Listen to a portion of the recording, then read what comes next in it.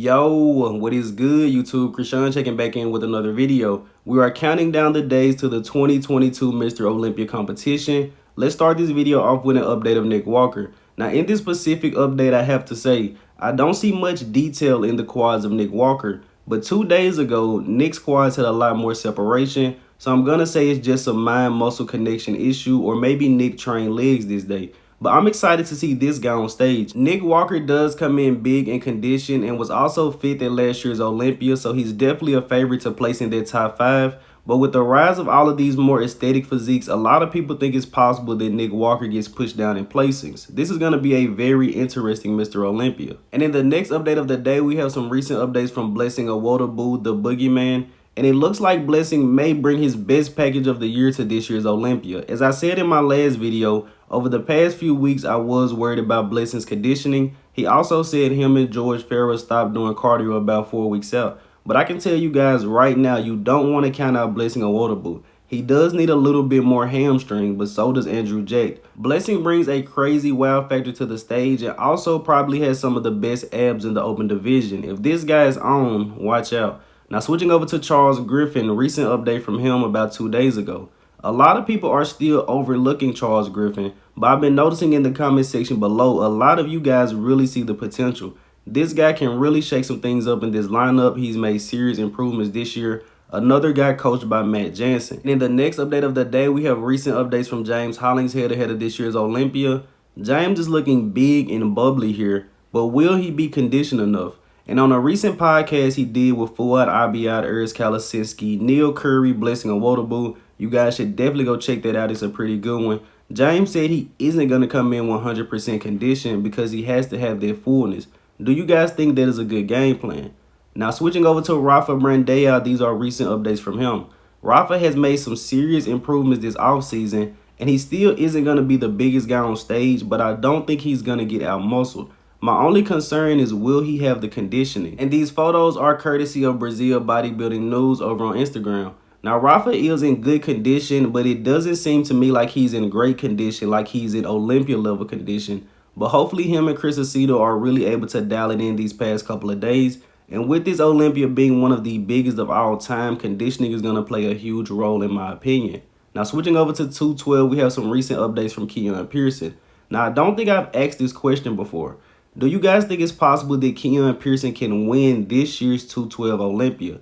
I mean, if we think about it, he's bigger than Sean Clarita. He has a better structure than Kamal El-Gardner. And I think it's going to be very hard for anyone to beat Keone in the front shots and the side shots. This guy looks 230 pounds on stage. But the only area I really see Sean and Kamal getting Keone, outside of conditioning, of course, is the midsection. As long as Keone is pulling a vacuum, he's fine. But with abs relaxed or flexed, Sean and Kamal, they're definitely going to eat him up. Let me know what you guys think about that. Can Keone Pearson win this year's 212 Olympia? Is it a possibility? And switching over to Angel Calderon, we have a recent update from him ahead of this year's Olympia.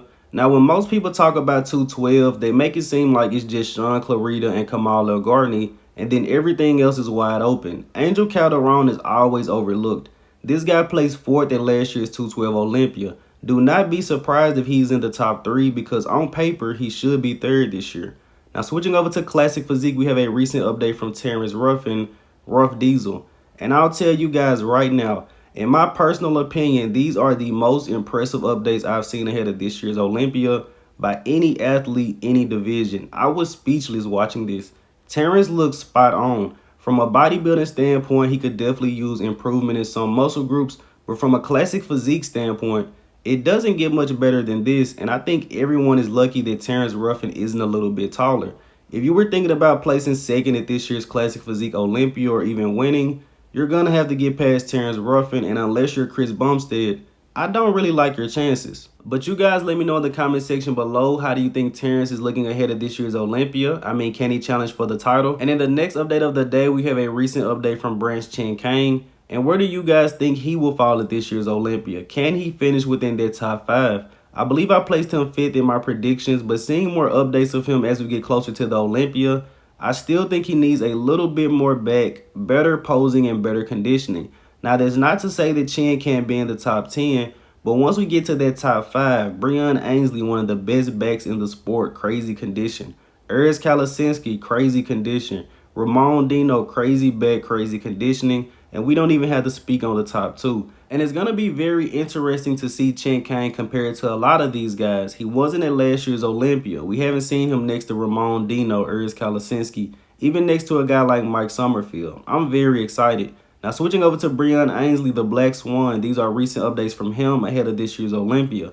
Breon is definitely bringing the conditioning. He's 40 plus, has that crazy muscle maturity. And I'm pretty sure with this being Breon's last year in the classic physique division, he really wants to go out with a bang. And just a reminder, Breon is a former two-time Olympia champion in classic and also won the first ever Arnold Classic in the classic physique division. This guy's an absolute legend in this division, and hopefully he has a great showing this year. And in the next update of the day, we have a recent physique update from Fabian Mayr. And going into this year's Classic Physique Olympia, most people see it as Chris versus Terrence, and then we have Urs versus Ramon, and then everyone else will battle it out. But I'm telling you guys that top 5 in Classic Physique is not set in stone.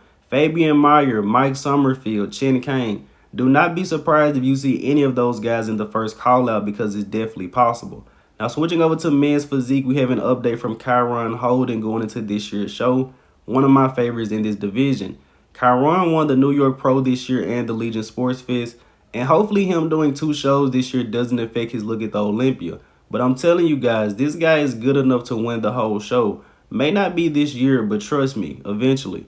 Now ending this video here with another rivalry. On the left, we have Andrew Jack, the winner of this year's Texas Pro. On the right, we have Samson, the winner of last year's Prague Pro. You guys simply let me know in the comment section below who places higher at this year's Mr. Olympia. As always, I hope you guys did indeed enjoy this video. If you haven't done so already, be sure to like the video and subscribe to the channel. I'm Kyron from GOAT Fitness, and that's it. I'm out.